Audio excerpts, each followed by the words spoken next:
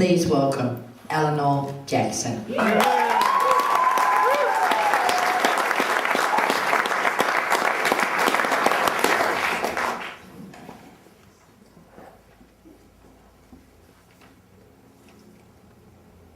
Reason.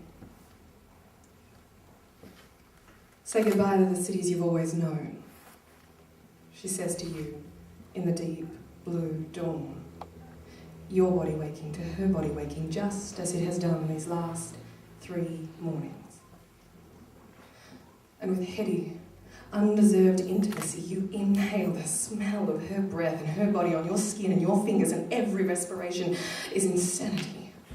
The delicious blending of the chemical to the physical is inside you. Your ribs, your pleura, your diaphragm, your intercostals expand and contract, toying with the pheromonal belief that you might, in fact, stop breathing. She smells that good. I'm not getting all hippie on you. I'm not saying that the jungle will rise up, that the trees and the leaves and the roots and the rotting are choking back through the sclerotic arterial of the roads. I don't believe in all that shit. The concrete is here to stay. I just mean we should go. And then she blinks. Slowly. Her lashes carving the inches only between your face and her face, and her right cheek is soft against your pillow. And with all the serenity of a Hindu cow, she repeats the statement. I just mean we should go. And because there's no good reason to say yes, there is no good reason to say no.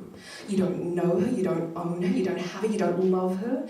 And the sheer suburban banality of you meeting her and she meeting you is so fatiguingly dull. It's like you've always known, in fact, she is the skin you have been longing to stretch. And because you don't believe in that shit, because you are a person of reason and cause, of purpose and explanation, of all of the logic and anti-God, you know you will unfold like an origami crane.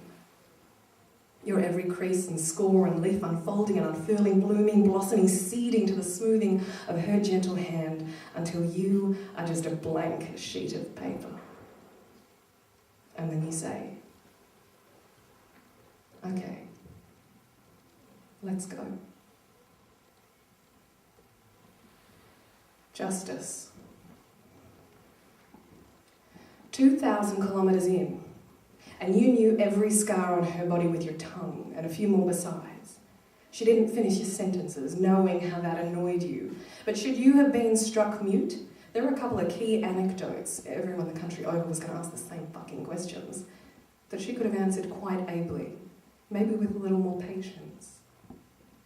You had both toyed with the idea of driving. You liked the idea of her feet warm and brown on the dash. But in the end, neither of you had a car. And it seemed easier, which it was, to borrow a bike. Only one friend said that it was a bad idea, that divorce was for buying a new set of ping golf clubs and sleeping with cute girls with accents.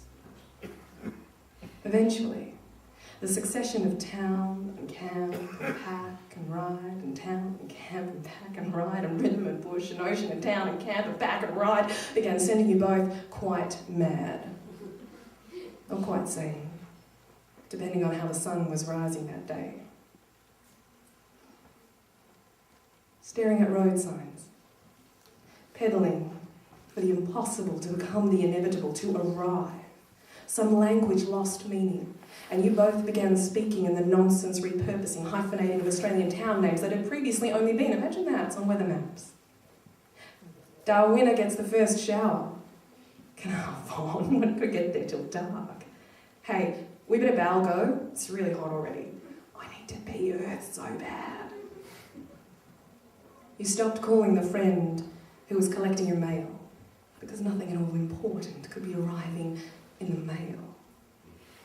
There was a shift of a lizard under leaves, the dreaming of dust motes over the river, crows feasting on roadkill, barbecue bitumen, the smell of the wind that smelled of honey, wind that smelled of grass, wind that smelled of our family's cooking, or the slack grease of a takeaway in some nowhere, no-account town, and every morning, the deep blue dawn, your body waking to her body waking, or her body waking to your body waking.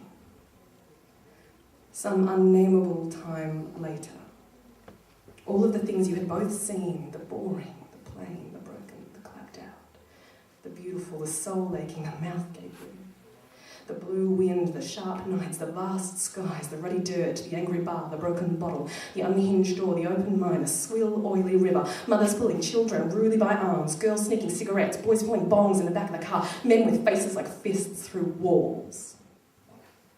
She said, "I just can't see the justice in anything anymore." After 9,000 kilometres, you had earned the right to diminutives, and so you said, "Little one, it's just ice. Let it go." Rectitude.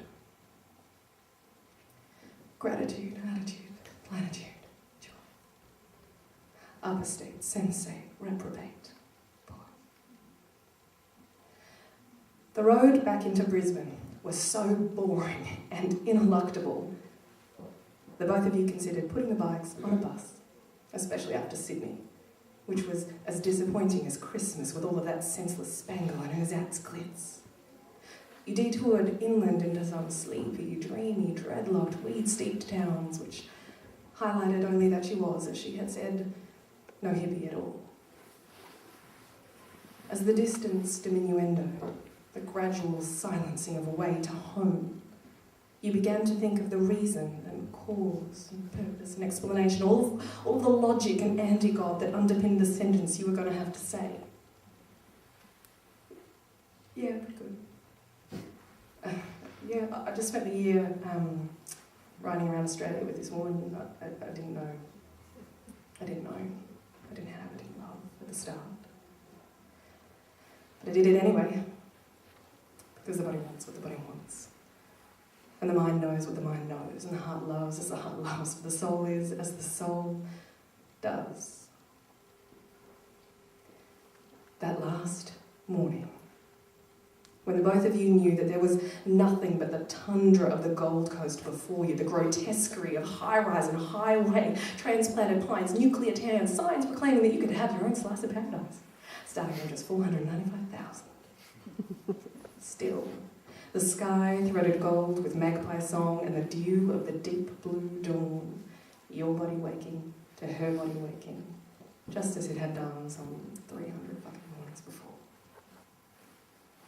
And as gently as if you were just a stranger who had handed her a $5 note that had fallen from her wallet, as if you had just opened the door to her arms full of groceries, as casual as if you were just folding the sheets or casually creasing and scoring and folding a sheet of paper, creating and aligning the miracle of an origami crane.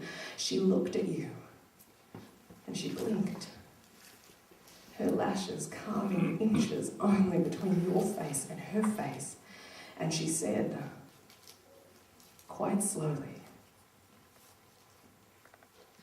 "Thank you."